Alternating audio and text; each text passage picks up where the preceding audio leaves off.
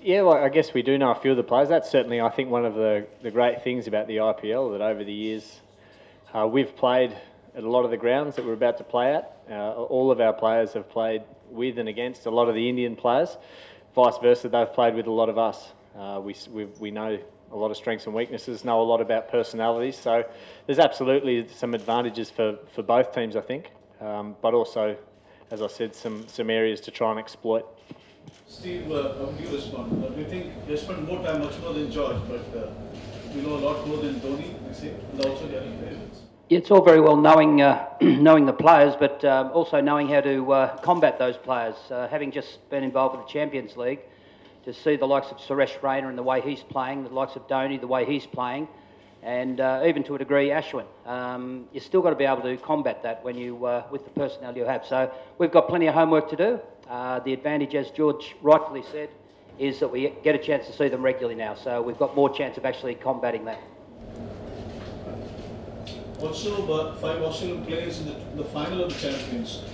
That also gives you some advantage that they have spent a lot of time here, 3 weeks at least. Yeah, very much so.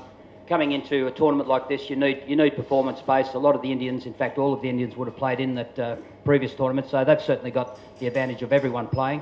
We've been fortunate to have 5 in the final, so to us, we're obviously in a reasonable position as well. But end result is it's the guys that haven't been playing a lot of cricket, get them up to speed for the remaining, well, leading into the T20 and then those 7 one-days. So once that happens, it's an even contest. These are contests between the number 1 and number 2 one-day teams. How do you look at it now? Sorry, I didn't quite get that. The number 1 and number 2 one-day teams. Yeah, that's the carrot. At the end of the day, that's the carrot that we sit back and want to be part of that number 1 posse. So obviously, to look at the tournament, it's not just a tournament, it's a chance to be number 1 in the world in one of the 3 formats. So very important to the players, very important to the coaching staff, very important to Cricket Australia. Steve, how do you compare the teams of 2007 and 9, which actually won the series, you're 4-2, the 7-match series, and the present team now?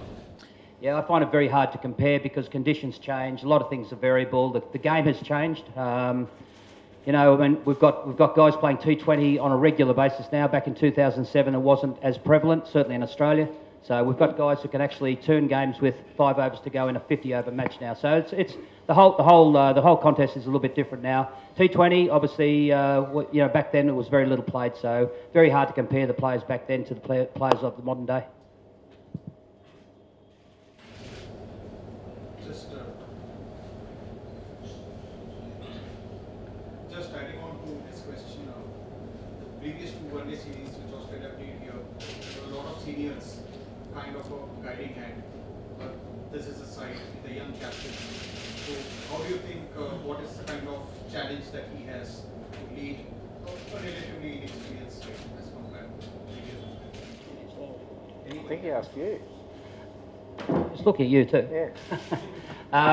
Yeah, look, it is inexperience. One of our learning curves at the moment. We've got to get past that. It's probably our nemesis. Is just the years that we have in our younger players. We've got to wait for them to develop. But in doing so, we've got good, strong competitions around us, which are bringing the guys on very quickly. George is relatively new to the captaincy, yet you feel like he's been around for some time, and we're very confident with the job that George does. He's done it with distinction in T20, and he gets his opportunity with the one-day competition now. So it is probably our weakness if we did have a weakness. However, it's also a strength because that youthful exuberance often can be very, very good when it comes to the final crunches. How big is the absence of Michael Clarke? How big a blow? You take Dhoni out, that probably answers your question. Is the series being considered as a stepping stone towards the Ashes or towards the 2015 World Cup? Okay, mate, I think it's towards the 2015 World Cup. We've certainly got some guys here who will be in the Ashes side, and there's some guys who are pushing for the Ashes side. But to be honest, as far as international cricket goes, a month away, 8 games here, it's a long way to go. We get back and we've got a round of first-class matches as well. So there's a lot to get through before we start to focus on the Ashes. And there's plenty of guys back in Australia already starting to focus on the Ashes. So certainly, as far as this group goes, there's more of a focus, I think, on the 2015 World Cup. George, the absence of Michael Clark makes it that much more difficult for you when they came to get back to number one. Michael Clark and his experience will be missed in this. He will, absolutely. We'd love to have Michael here. Steve, you want to say anything about the qualification of Afghanistan, a stripe-torn nation, for the World Cup?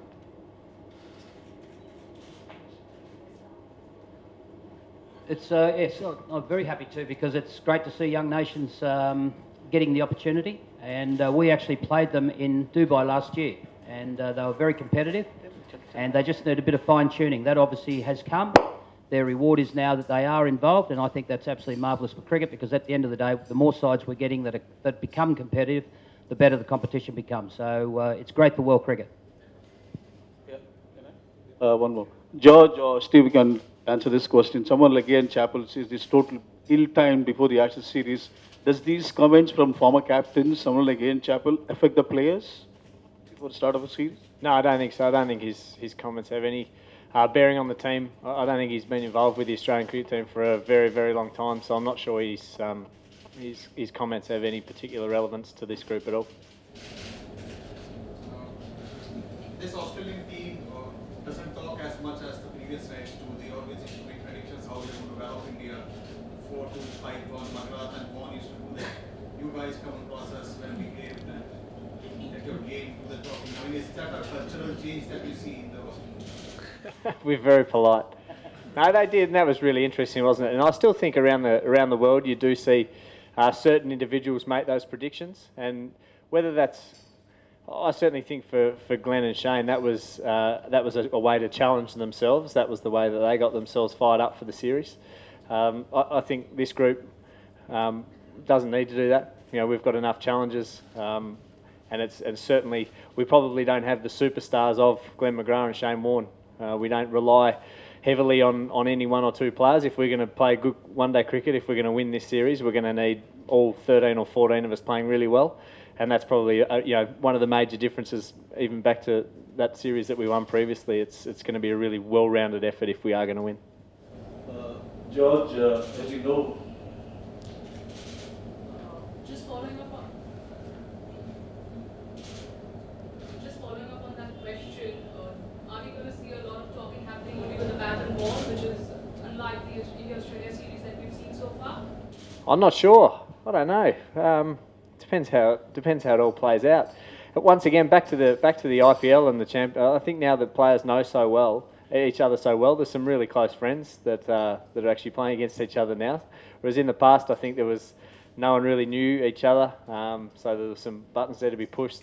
Nowadays, if there's some talk, it can be, one, friendlier, and secondly, it might be something that it's a bit of an in-joke between mates. There might be a little niggle as opposed to the old school or old-fashioned out-and-out sledging. George, the matches have been advanced by 1 hour to about the due factor that plays a big impact. Do you think it's a good one? You're happy with that? To move the games forward? Yeah. Yeah, I don't think it makes a huge difference. It certainly does come into play at a couple of the grounds here, and there's no doubt about that. So we'll have to try and be aware. Once again, most of our players have played at the ground, so we'll be able to work out which grounds will be affected more by dew. But I think generally here the wickets are really good one-day wickets, really good even contest between bat and ball. So I don't think it'll make too much difference.